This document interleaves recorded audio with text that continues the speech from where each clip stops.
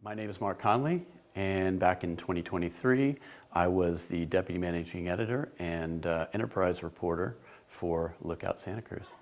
Yeah, I think we had, that was what was kind of great about our team approach, is that we're pretty diverse geographically. We had one reporter, Wallace Bain, who lives down in near Watsonville, and he was stationed down there to really deal with the first rung of damage.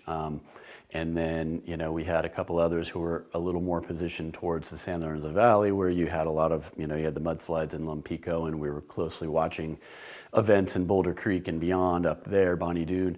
So I just happened to be sort of the person in the mid-county there, and so there was a lot between Soquel Village and Capitola Village, lots of levels of concern and preparation. We were in the mix of being able to really see this stuff play out in real time and capture real emotion and also provide real information. We were the ones sort of connected to first responders, and by virtue of that, we could use our channels to hit people with texts and emails and every version of a web story and video. I mean, we were doing so many Instagram reels. I think a lot of people were following us there, and they're really getting to see where things were happening and where the problem spots were.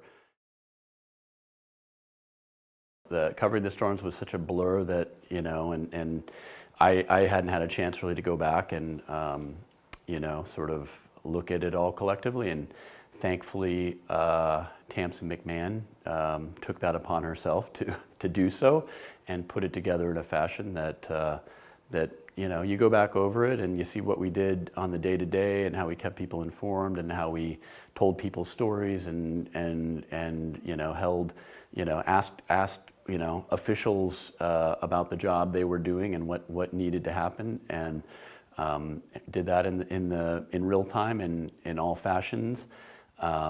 Captured the visuals brilliantly, and then we went back and dug in on the big stories that were that have long-term importance for these communities. I think we deserved it. I think we earned it, and I think it's a great example of why local journalism has never been so important as it gets torn apart. Because when these sort of events happen, you can only cover the big event if you have a staff in place that's been supported by its community. You really need to be rooted. The reason we were able to cover as well as we did is because of the connectivity we have to the community and the officials and and citizens, and we are the best eyes and ears because we are the eyes and ears of the place. You couldn't have parachuted in somebody from the New York Times, during that period and had them unless they lived here for a long time before that, then maybe, but no, they really wouldn't have had a chance to hit the ground running and in so many different directions. I think people are getting more aware of the importance, and this sort of honor for that sort of coverage, I think it's the perfect example of why it has to happen.